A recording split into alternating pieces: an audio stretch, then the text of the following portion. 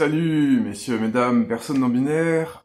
Voilà, aujourd'hui on va continuer la série sur jouer son personnage et on va parler de pas jouer son personnage. Voilà. Ouais, voilà, donc grosso modo, juste pour faire un épisode de plus, on va parler du rien en jeu de rôle. Bon, blague à part, ça me semblait intéressant de traiter ce qui semble être un non-sujet en fait et d'en tirer quelque chose d'intéressant. Ici, on va se concentrer en fait sur le point de vue des joueurs et on va découper le rien, le non-geste en trois catégories. Le non-dit, le non-jeu et le non-joué pour te montrer en fait que ça va enrichir le jeu. Alors, d'abord, le non-dit. Le non-dit, c'est ce que le perso ne dit pas, mais qui peut être sous-entendu par une description, par un discours méta ou par la verbalisation de ses pensées. C'est-à-dire, voilà, mon personnage ne dit rien, mais voici ce qu'il pense. Et en fait, ça marque une pudeur, ça marque un secret. Je te renvoie à la vidéo récemment sortie, la vidéo pour garder un secret. Ça renvoie à une incompréhension, une hésitation, une résistance intérieure. Et bien sûr, ça a aussi un intérêt, même si ça peut avoir un intérêt si on joue en transparence. Donc, en transparence, c'est quand en fait, il y a des secrets entre personnages, mais il n'y en a pas entre joueurs. Donc, par exemple, mon personnage peut très bien taire des choses, mais je vais verbaliser ses pensées, comme je vous ai expliqué. Mais c'est aussi intéressant, ce non-dit, c'est aussi intéressant, même quand on joue sans transparence.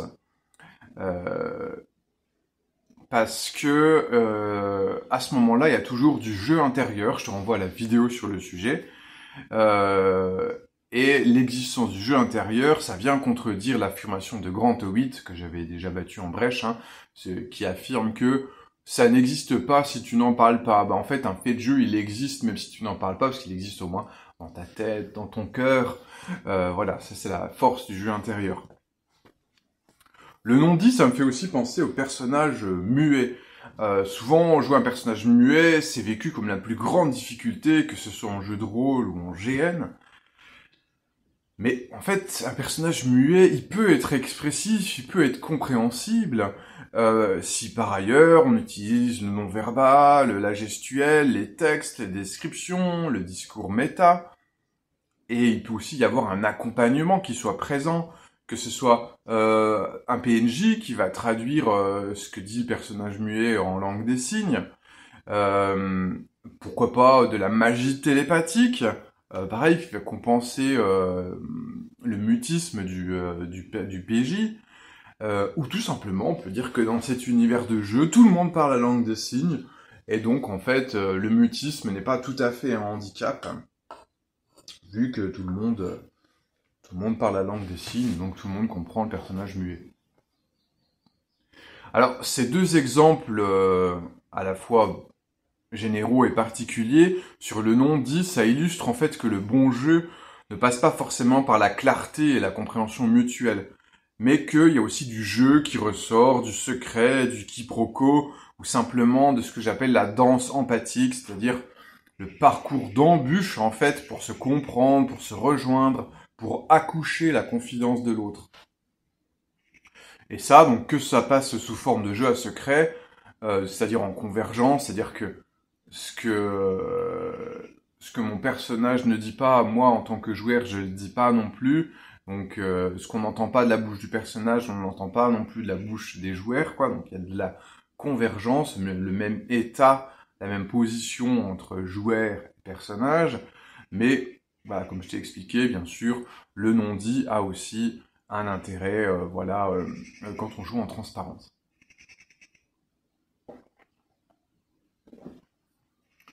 Maintenant, le non-jeu. Alors le non-jeu, qu'est-ce que c'est ? C'est une autre forme de vacances qu'on pourrait voir comme plus négative. En tout cas, c'est généralement mal vu, le non-jeu.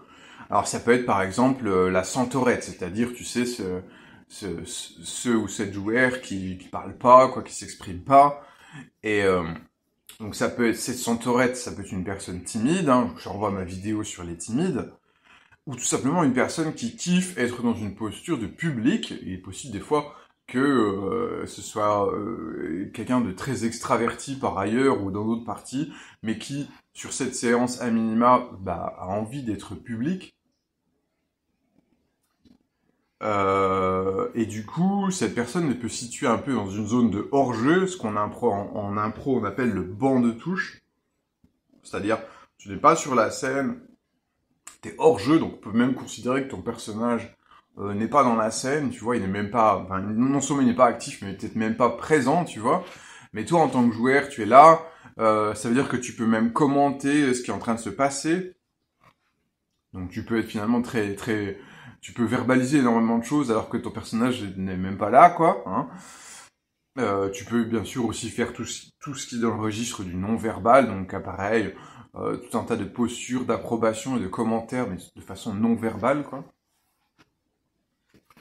Euh, Après, cette personne qui ne joue pas, ça peut être aussi tout simplement un personnage qui fuit l'aventure, quoi.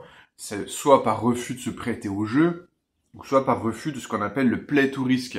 J'envoie la vidéo de Kaku Décidé sur la chaîne de Lestar, qui s'appelle le play to risk. Grosso modo, Kaku explique le play to risk, c'est une façon de jouer qui est ni du play to lose, ni du play to win, mais qui est une sorte d'entre-deux, où l'idée c'est qu'on joue pour mettre son personnage en danger. Pas forcément pour qu'il en pâtisse, mais en tout cas, on accepte d'aller au charbon, et puis c'est même l'intérêt du truc, c'est de mettre son personnage dans les postures où tout est incertain, tout est dangereux, quoi. Tout est inconfortable, quoi. Et voilà. Et bon, évidemment, il y a certaines catégories de joueurs. Bon, il y a des MJ qui proposent littéralement des aventures taillées pour ça, pour le play to risk. Mais il y a des joueurs qui refusent cette posture, quoi. Et du coup, quand ces joueurs sentent que là on est parti sur une aventure risquée et tout, où il n'y a pas de garantie que le personnage survive et tout, eh bien il est possible que on ait une attitude de ne pas jouer, tu vois, pour pas risquer, quoi. Je t'ai souvent donné cet exemple, par exemple, du pilote de vaisseau spatial à Star Wars qui ne voulait surtout pas faire de cascade avec le vaisseau et tout. Il fallait le traiter comme une princesse, ce vaisseau. Et surtout, on ne faisait pas de cabriole, on n'allait pas faire les fifous dans les astéroïdes et tout, pas de course-poursuite, on montait pas dans les tours, parce qu'il fallait surtout pas, il y avait une énorme peur de se crasher, quoi. D'autres sortes de non-jeux, c'est évidemment le jeu qui piétine, les phases de shopping ou d'enquête qui n'en finissent pas. Alors, à nouveau, ces phases-là, on peut aussi les voir de façon positive. Euh, Ce qu'on appelle le RPDNet, qui peut être très appréciable et très apprécié. Il y aura une vidéo sur le RPDNet, où on va tenter de sauver, de sauver cette façon de jouer. On peut aussi voir, en fait, des phases de simulation de l'ennui ou à minima de temps calme. Il y a un article de Jérôme Larrey et Coralie David là sur jouer les scènes calmes. Et bien sûr, je te renvoie aussi à ma vidéo sur le jeu de rôle sans conflit. Il y a un GN de Monsieur Marbonne de KF qui s'appelle Merde mon train, où le but c'est de se réunir pendant 1 heure sur un quai de gare où on joue des personnages qui attendent leur train. Et en fait, il se passe rien, ils ont même pas grand chose à se dire et tout. Et le but, c'est d'essayer de jouer cet ennui, jusqu'au maximum supportable, quoi. Après, est-ce que toutes ces formes de non-jeu sont compatibles avec ce qu'on attend du jeu de rôle, et notamment l'ennui, quoi, l'inaction. En fait, est-ce qu'on peut faire le désert des Tartares en jeu de rôle, ou est-ce qu'on peut faire Bartleby? Bartleby, c'est un roman avec l'histoire d'un personnage qui est plus clerc de notaire ou employé de bureau, quelque chose comme ça, et qui un matin décide, il a cette phrase, je préférerais ne pas, et il décide en fait de démissionner plus ou moins de la vie, quoi. D'abord il va refuser de travailler, ensuite il va refuser d'aller au travail, et puis il va finir par refuser toute forme d'action, je crois que jusqu'à arrêter de s'alimenter et tout, voilà. Est-ce qu'on peut jouer Bartleby en jeu de rôle? Je sais pas si c'est possible, je sais pas si il y aurait beaucoup de personnes qui apprécieraient de le faire. Je pense qu'il y a au moins un jeu avec lequel ce serait intéressant à jouer, il s'agit du témoignage, qui est un jeu qui est beaucoup sur les émotions et tout, et sur des situations qui dépassent les personnages. Je pense que le témoignage pourrait être très bien pour jouer un truc comme Bartleby, par exemple, où il désert des tartares, des attentes insupportables, au contraire, des attentes désirées, presque comme des momifications méditatives volontaires, quoi. Une sorte de refus, de démission, de retrait de la vie. Alors, le non-jeu, ça peut être plein d'autres choses, en fait. C'est aussi tous les moments de convivialité qui mettent du gras, en fait, dans une partie de JDR, quoi, qui mettent du gras autour de la fiction. Je te renvoie à un article de Pascal Martinoli, sur la convivialité dans le jeu de rôle, en fait. L'hospitalité, le jeu de rôle comme rituel d'hospitalité. Et en fait, aussi, c'est quoi le gras entre la fiction? C'est aussi toutes les mécaniques qui prennent du temps et qui parfois jouent à notre place. J'envoie la notion d'interstice et de mécanique, c'est une notion de Valentin T qui explique qu'en fait, quand il y a des mécaniques dans un jeu de rôle, les mécaniques ont tendance à jouer à notre place, et en fait, quand on utilise les mécaniques d'un jeu de rôle, par exemple quand on lance les dés, quand on regarde ce qu'il y a sur notre feuille de personnage, eh bien, en fait, on n'est pas en train de jouer, quoi, que le jeu se situe au moment où on n'utilise pas les mécaniques.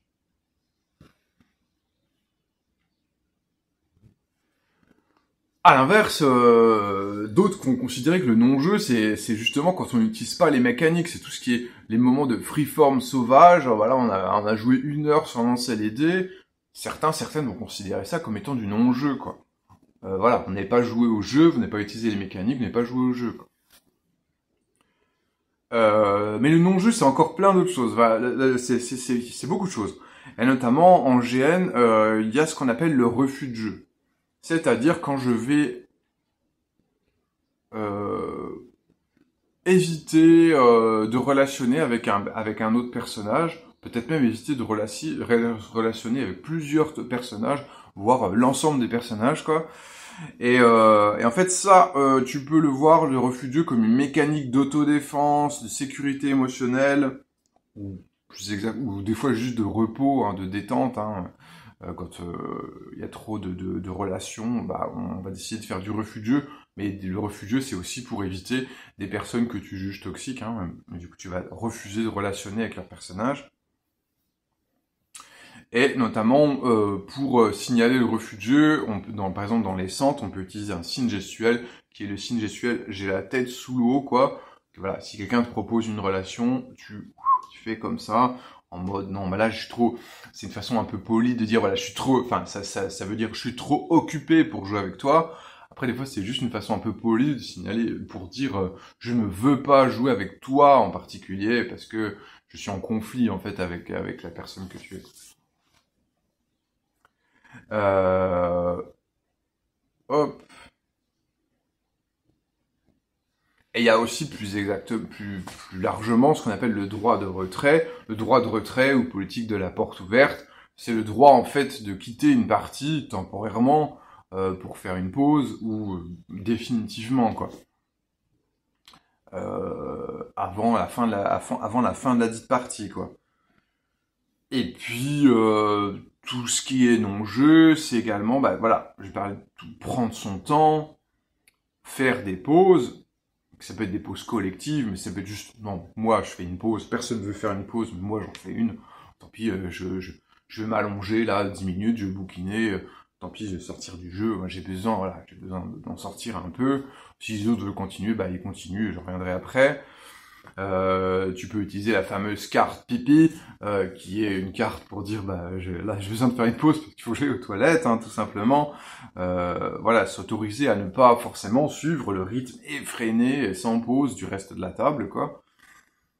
C'est également faire des pauses pour faire des débriefings intermédiaires, hein.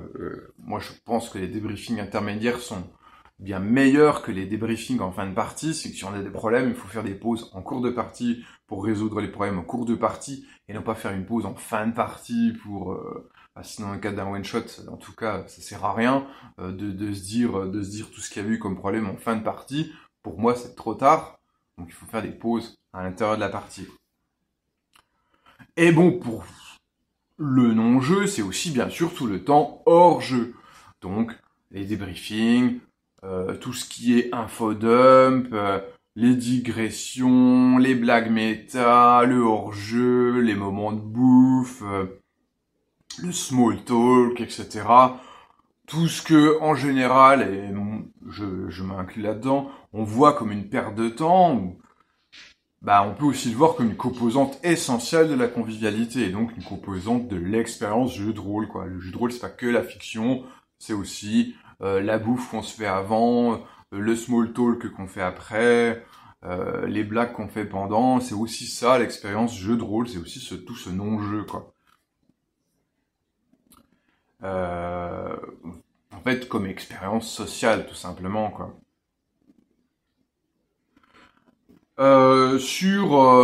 Voilà, tout ce gras entre la fiction et tout, je te renvoie à mon article Le jeu de rôle n'est pas un jeu, et également à la conférence d'Olivier Caïra en défense des rôlistes somnolents, où Olivier explique que, voilà, que tout ce non-jeu est en fait assez structurel du jeu de rôle, quoi. Voilà, le non-jeu, c'est aussi l'absence d'un personnage. Par exemple, au cours de la campagne, si on joue, ou de la partie, si on joue en table ouverte. Je te renvoie à ma vidéo sur comment jouer une campagne, voilà, s'il manque en l'absence d'un ou de plusieurs personnes. Le non-jeu, c'est aussi ce qu'on va appeler des fois l'anti-jeu, c'est-à-dire quand, en fait, c'est on joue, mais on joue pas de la bonne façon, quoi. Simplement, par exemple, quand un ou une joueur ne joue pas le jeu, quand MJ va casser les règles du jeu, va transformer le jeu en histoire dirigiste aussi, on peut considérer ça comme de l'anti-jeu.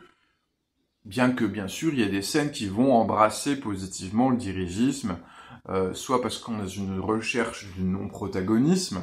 J'aurai une vidéo à venir qui s'appelle « En finir avec le protagonisme », ou encore parce qu'on cherche à faire du fate play, c'est-à-dire à jouer un script de personnage comme composante essentielle de notre roleplay. Alors, je vais finir sur le non-jeu avec une petite anecdote autour d'un scénario romanesque que je suis en train d'écrire, qui s'appelle « Ce que chaque main est à l'autre » et que j'ai testé récemment.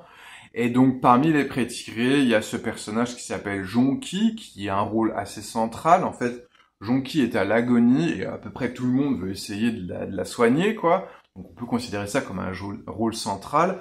Mais en même temps, Jonki elle-même n'est pas motivée à faire quoi que ce soit pour arranger sa situation, tout simplement parce que Jonki a une vision, elle est persuadée qu'elle va guérir. Et du coup, il n'y a rien à faire. De toute façon, elle sait qu'elle va guérir, donc tout va bien, quoi.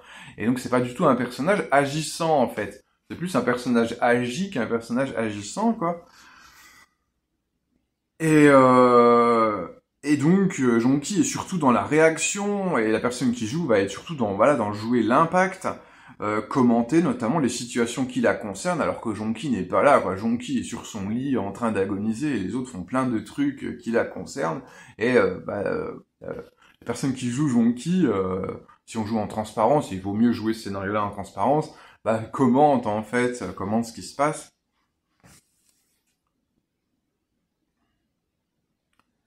Et voilà, ces configurations-là, en fait, de personnages inactifs, c'est des configurations contre lesquelles on peut lutter.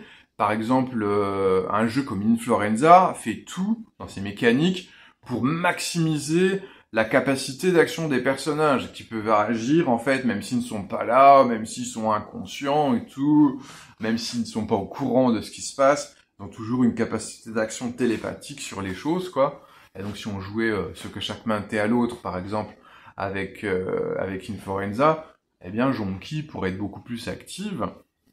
Mais on peut également, en fait, considérer ces personnages non actifs comme désirables. Je te renvoie bien sûr à ma vidéo sur les joueurs timides. Il y a des joueurs timides qui peut-être adoreraient jouer Jonki et se retrouver au centre de l'attention sans avoir de leur côté beaucoup à agir. C'était un long tunnel sur le non-jeu. Ouais, moi je suis capable de parler très longtemps de rien. Je suis le Flaubert du jeu de rôle. Voilà. Et on va conclure en fait avec la troisième partie du rien en jeu de rôle, qui est le non joué.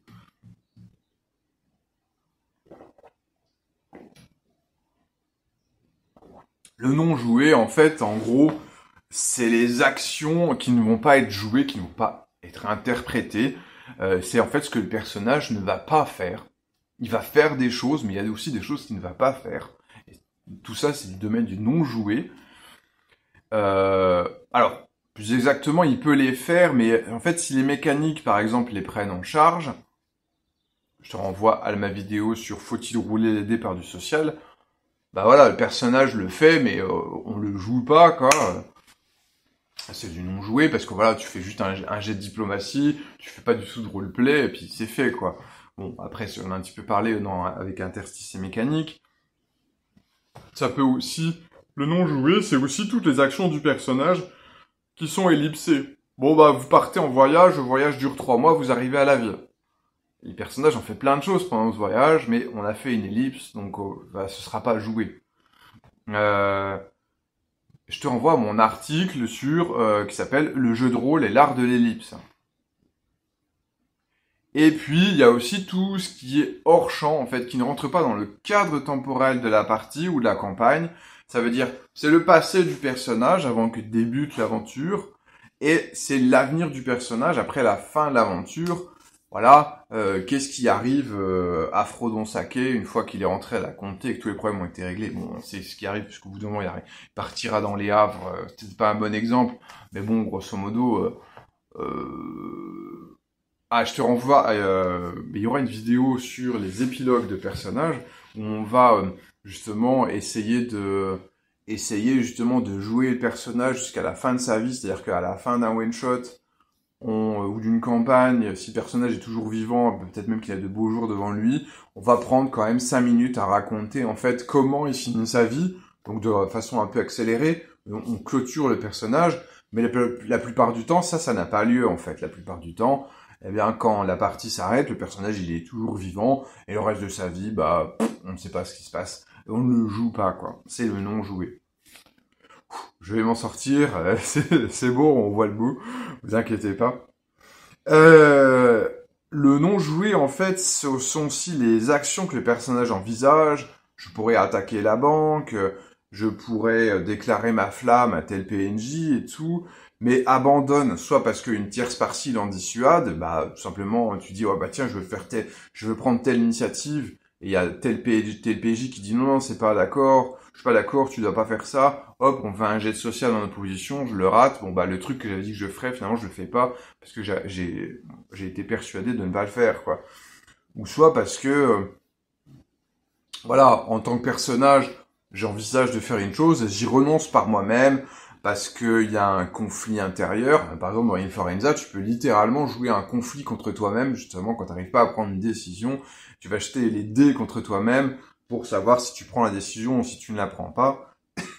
Ou tu peux aussi tout simplement renoncer à une action par aversion du risque et dire, ouais, bah en fait, si on pourchasse les sites dans la ceinture d'astéroïdes, on va cracher le vaisseau, il vaut mieux pas qu'on le fasse, tant pis, on ne le fait pas.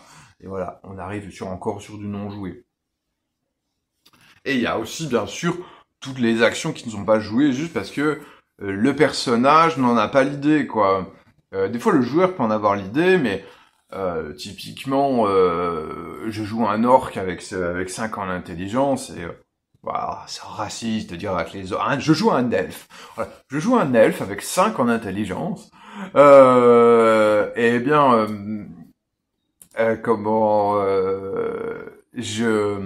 je dis, ah bah tiens, je vais prendre les méchants en filature et tout, ça me semble malin de faire ça. Et là, peut-être que MJ va demander, ok, bah fais un jet d'intelligence, à 5 ans d'intelligence, tu l'as raté, non, tu penses pas, c'est trop futé, tu vois, c'est trop futé comme idée, donc tu n'y penses pas, tu peux pas le faire, quoi. Et donc voilà, des fois,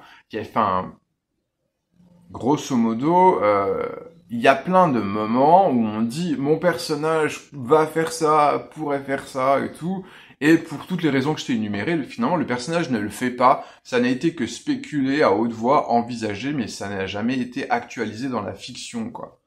Et il y a un peu une ironie dramatique en fait hyper importante qui fait l'intérêt en fait du non joué, quoi. C'est-à-dire que les joueurs ou la table, en fait, savent que ça aurait pu être, mais en fait, ça n'a pas eu lieu dans la fiction, quoi. Et on peut cependant se projeter de façon plus ou moins profonde dans le non joué. C'est pas forcément une phrase lapidaire dire j'aurais pu faire ça, je le fais pas. On peut en fait j'aurais pu faire ça. On peut passer toute une scène, voire même de longs moments en fait à le jouer pour finalement dire que ça n'a pas lieu. Que on peut faire une projection mentale, ça peut être un rêve du personnage. On peut jouer en vertige logique, c'est-à-dire par exemple on va explorer plusieurs futurs parallèles du personnage.